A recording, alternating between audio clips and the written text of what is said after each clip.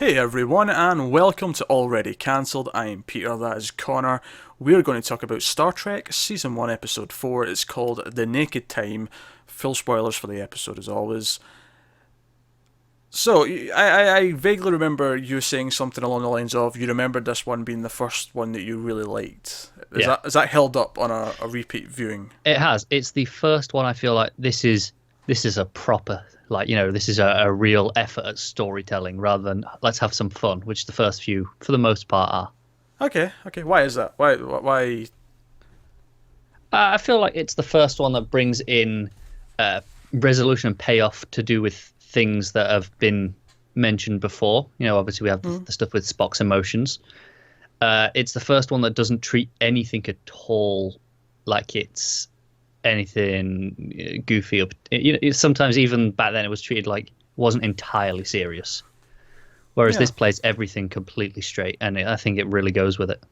So the plot of this one is the Enterprise goes to a planet where, and Spock and we'll call it his name's Joe, but I mean Because he's an average Joe. guest star number 23, I guess, whatever you want to call him. But he beams down with Joe, who's another science officer, and the planet's like frozen over. Whoever was there has like turned off all the stuff to keep it warm and whatever.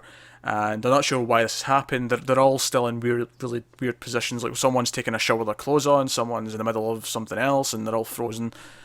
And the premise of the episode is that there's a disease, which I'm going to call red kryptonite disease, because it has the same effects on them as red kryptonite has on Superman, which is to say it takes away their inhibitions and they kind of just act on whatever Raw want, emotion. yeah, whatever want or need they want, to a dangerous degree where they'll Yeah. just think of it. If they just wanted to say they see a pretty girl and they want to kiss her, they'll just run up and do it with absolutely no consideration because Yeah. their inhibitions are gone. Anything that says no, you shouldn't do that, that's inappropriate or whatever, all gone. And so Joe has the disease when he comes back up in the ship, and it spreads to Sulu. And Sulu, this is the famous fencing scene, of course, when he starts running through the hallways with his sword, and he's saying ridiculous things and pointing it at people, and he points it in Kirk's face at one point. It's a whole lot of fun. There's one where it's like, oh, this soul tastes your blood, or you'll have mine. Yeah. So, as much as just what you said is all true, it does have those goofy moments, and just in that sense, where It has, but it works because it's people's thoughts rather than the actual science fiction elements of it. So meanwhile, the disease is spreading on the ship. McCoy's trying to figure out what's going on. He's trying to figure out what it is. At the same time, this planet, the reason why they were here was to get the crew of the station that's on the planet off, because the planet's, I don't know if I said it was dying, but Yeah. it's dying. Yeah, and the gravitational force of the planet, because the planet's shrinking before it explodes, is pulling the ship in. So they have to get their ship kickstarted again to leave in time, or they'll get sucked into the planet and the Yeah, gravitational because one of pull. the guys who's been affected Yeah. by the thing shuts down the engines. Yeah, and they locks them out of the engine rooms, and Scotty's trying to get in, and they're having these meetings and whatnot, and they're trying to get into the engines again so they can, and they know there's only X amount of minutes that they have until they can get out. But when they eventually get in, like halfway through the episode, they break in and they knock out Joe. Which, by the way, Joe in there keeps singing over the comms. He keeps singing a song And over. he's really annoyed that people keep interrupting him. Yeah, but the funniest moment of this episode for me is probably after he's finished the song. He talks for a bit again, and he says, "Now I'm going to sing about Christine again," and he starts singing the song again about the woman, and Kirk just goes, "Oh God, not again," and it really cracked me up. It was like just such a funny moment. Was. Um, but yeah, so even when they get in, like Scotty's like, but it takes like 30 minutes to rev the engines back up. We don't have I can't beat physics. I can't Yeah. do it. It's impossible. I can't do it, Captain. Is basically the gist of his jib.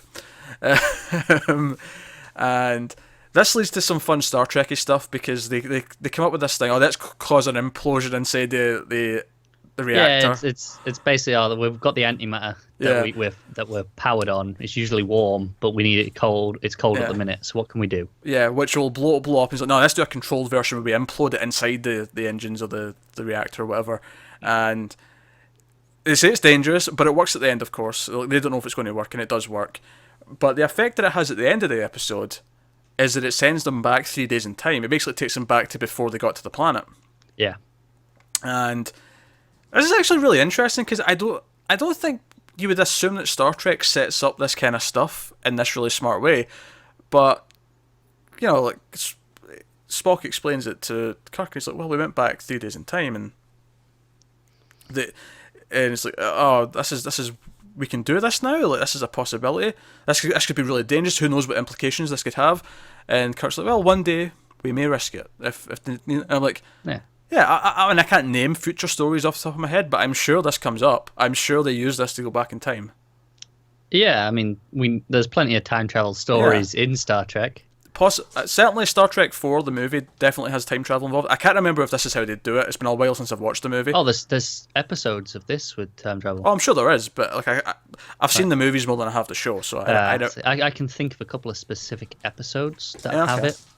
But I remember the movie, and I'm just thinking, oh, this is actually really neat. They've set this up, they've put it out there. Okay, we can kind of achieve this if we really want to try. Yeah. And it's there. It's just there now for the future. Yeah, I really like it because that whole time where they don't know if it's going to work or not, and it plays it very seriously and very straight, and it's like a tense moment where they're staring at what's going on and hoping for the best. I actually really like that they discover they can do a bit of time travel by accident. Yeah, it wasn't intentional. Yeah, it's like a... Because that's another thing. It's one of the things that the time travel movie Primer mentions, is that a lot of inventions weren't actually the intended invention. They were discovered by accident because they were trying to do something else. And a byproduct of what they were trying to do was like, oh, I've created penicillin. Oh, this may be useful. Well, you know, that kind of thing. And so it feels very realistic almost, even though most of it's just gobbledygook. Someone's written down some sciencey words, and but it's because they play it straight. Yeah, but because they play it that way, it feels a lot more realistic, and it's kind of cool. It is. But to go back at the main bulk of the episode, it is a very character-focused episode where I think the highlight is Spock when he gets affected by the disease, and his human side, his emotions start to take over. And we hear a lot of things. He talks about how he could never tell his mother that he loved her because that just isn't a Vulcan thing. You don't have those feelings to say it. And he mentions that he feels ashamed when he feels friendship for Kirk. Yeah. Which is actually quite a big bit of character growth. Cause, it is, and then he breaks down and cries. Yeah, so a lot of character stuff in this episode. And even Kirk, when he gets infected towards the end and he's trying to fight it off. Which, by the way, I loved it when he walks out of the bridge and McCoy just rips his shirt down and stabs him with the injector. I'm like, you could have just rolled up his sleeve. It would have been not that much longer. It's not like you saved that much time by ripping it. Any excuse to have those abs out. Abs? It was his arm. I know, that's what I'm saying, though, in general. They'll take any excuse just to show it off. Him off, in general. Okay, right, so... You know what the abs are, though, right? I do. Okay, I'm grouping everything together. I'm just checking. Look, I said some stupid stuff during the Supergirl review this week. You did. Yeah. If you're going to say something stupid, I'm calling you out for it. That would be fair. I was just generalising. So even Kirk, though, the way he starts talking about the shit of the Enterprise, like, oh, I know why they call it she, and you get this sense that he's kind of lonely. Like, sure, he's a good captain, he's good at his job, and he seems to like his job, but there is something missing. He's given up this normal married lifestyle, perhaps, or just an acquaintance, I guess, is to boil it down to something simpler. And there's that moment at the end, just where before things have like solved and the cats are running around, ignore them, where he looks over at Janice and he sort of remembers something that he said earlier on, and she's like, oh, what did you say? He's like, oh, it's nothing. And he has this little moment, this little bit of reflection where he's learned a little bit about his own character because his true feelings kind of came up.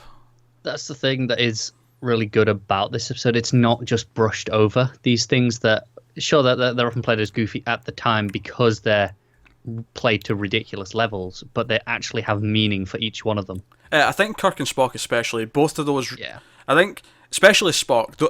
Obviously, Spock's like growing humanity and his friendship with Kirk and McCoy and that relationship is the core of Star Trek, and it's something that's there throughout the whole series and the movies. And when you think it's lost later on, you really care that he might not have those feelings anymore. And to a lesser extent, Kirk as well, with his longing for not being alone and stuff. Yeah, I mean, it plays in together nicely though. Whereas thinks he was ashamed of having these feelings of friendship. Kirk's realizing that he needs the friendship. Yeah, solid episode. Did a Yeah, lot I for the, really like it a lot. did a lot for the characters. Certainly. Uh, Arguably, Sulu's stuff was just fun. But Okay, sure. small point. I really like that when they're in the rec room again. We see the 3D chess in the background, but they're now playing 3D checkers in front of it. Like they're on a checkers board that's got levels. Yeah, I like there's a simplified version for people who just quite aren't into chess. just for the morons. Yeah. That's a bit. Sometimes you just want a simpler game. Let's be honest. Maybe if you can't play chess. No, this is bollocks. Connor, sometimes you have a bevy of video games that you play that are complicated RPGs and whatever else, or strategy games. Sometimes you just want to shoot something in the face. That's checkers to chess. Complex strategy, simple, instant fulfillment. I'm not even going to argue. I just. Because you know you're wrong. I'm You know not right. wrong. No, I'm Well, right. no. I'm right. No. To go back to what we spoke about in the last episode where we liked the mystery and stuff. I like that this actually plays up the mystery as well. Like, what is it? It can't be just an infection because we decontaminated them. How's it spreading? What's actually going on? Yeah. It still plays with that throughout this time. Do you know what I like as well? Is I was a little bit worried, maybe not so much this time, but the first time I watched it, that it was starting to feel a bit formulaic in the sense that it tended to always be someone on the ship either was infected by something or came onto the ship already as something, and they were the focus. Whereas this was a virus, so everyone, Yeah. like multiple characters, including main characters, started to act up. You know, because for a part of the episode, you might think, oh, it's just going to be Joe this whole episode acting wacky, and that's almost too similar to Charlie X, or it's too similar to even Where No Man Has Gone Before, where it's just the one, in that case, two characters, but same kind of thing. Yeah.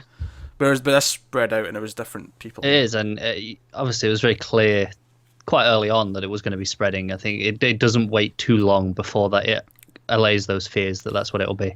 Maybe quarter into the episode, something like that. Yeah, which is acceptable. Something in that range. But no, solid episode. Solid episode of Star Trek. And I think we're getting into the meat of it now. So we, of course, will be back with episode 5. This will be the regular time for this on a weekly basis. That said, though, this is exactly the sort of thing that we might do extras of, because if we can, if there's like a downtime in the schedule. But now that we're back into most of the network TV being back during the week, it'll probably stick to schedule for the most part for the next little while. Yeah, it'll be when we decide we're bored and that we realise, shit, there's a lot of Star Trek to work through. Maybe we should chip away a bit more. Yeah. So that is episode 4 of Star Trek. So I have no idea. It's probably something like 500 episodes when you add Too many, maybe. all the shows But together. here we are. Yeah, here we are. 4 into like 500. I'm going to find out what the total is. Like if you add it up, Next Gen, Deep Space Nine, Voyager, and Enterprise with this, like how many does that come out to? Someone will have that number for me, and I'll just so I know each week. Like this is 5 out of whatever the number is. So yeah, I'll find that out before next time. But yeah, thanks very much for watching, guys. Let us know what you think of the Naked Time in the comments below. Like and subscribe and all that stuff. It helps us out a lot. Get us on Twitter at mailed_fudge. You can get our individual Twitters on the screen.